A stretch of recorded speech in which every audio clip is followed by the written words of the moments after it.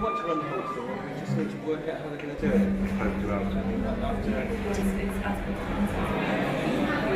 I've come along to see the play today because I just thought it'd be amazing to get somebody's personal take on dementia and just a different approach to thinking about dementia. And I work with people, I volunteer working with people with dementia, and it's an incredibly complex thing, and I'm just really interested to see how it works in a play.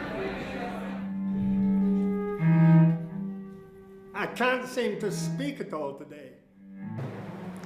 The impetus for the play came from my personal experience. Both my parents suffered from dementia, different types of dementia. But as I started writing it, the characters took off by themselves, and I made it up. It's a piece of creative writing, it's fictional. So it started off as 6 poems. They were dramatic monologues, each in the characters. And Mark Hewitt, who's the director of Lewis Live Literature, thought it would work on stage, and he asked me to develop it. Well, I used to go along to a workshop group, a writing workshop group with the writer. We both used to attend it. And during our time at that group, she started bringing along these short prose poems that were monologues sort of set in an Anglo-Polish dysfunctional family. And I said to her at the time, I think these might have a sort of a dramatic quality to them that we could do something with. And then I just took each of the characters and started writing more. So they have stayed as monologues, and I did that quite deliberately because I wanted to show something about the disjointed nature of communication in a family. All women want to mother and reform him. On my last visit to the house, I spent 4 hours searching the cell. We had a grant from the Wellcome Trust, and through that grant we did work with a place called MARC, which is the Memory Assessment and Research Centre in Southampton. And the researchers and clinicians there, we talked with them quite a lot, or myself and the writer did. We talked about the physicality to do with Alzheimer and other dementias. We talked about what's happening to people in those conditions. We talked about how people are affected, and really just tried to broaden our understanding of it.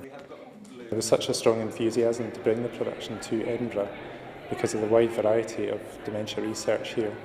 We have the Centre for Cognitive Ageing and Cognitive Epidemiology, the Centre for Research in Families and Relationships, and the Public Policy Network all expressed an interest. We wanted to use the production as a basis for discussion about dementia and to put that dementia research in a social and cultural context. Dementia is a very common disorder of predominantly older people. It affects approximately 5% of people over the age of 65. Though it does also start earlier than that sometimes, and it doubles in proportion for every 5 years thereafter. I don't exactly know. I'm trying to think. My wife takes care of all that. I have to go shopping. I need to get some new alibis. Alzheimer's disease is the most common cause of dementia and is characterised by a gradual deterioration in memory and other cognitive domains, and also progressive impairment in functional ability and impairment of activities of daily living.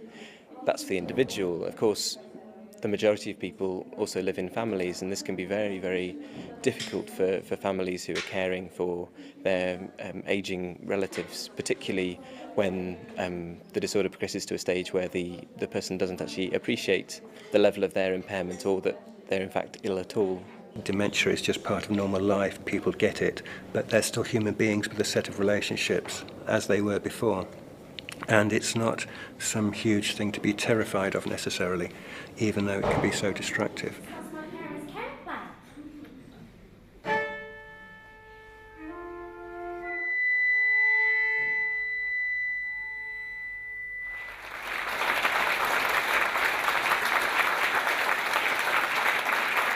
I thought it was a fantastic performance. I really liked the way that there were sort of 5 separate monologues, yet what you walked away from was a sense of the system of the family, and the way that the family actually are sort of intertwined with how dementia actually spans across everyone. The way the actors addressed the front of stage, when in fact sometimes we were hearing their own thoughts, but what it was elements in the building up of the relationship they had with the other members. So we were aware of the other members of the family, and what they said was always relevant to them. So what we were building up was a network of relationships, and that's what came out during the family, and how dementia had changed those, and to some extent how the dementia was being used by the playwright to reflect the past relationships as well, and some of the difficulties and some of the positive aspects. I love the play for giving me an insight to the way it works in a family supporting someone with dementia.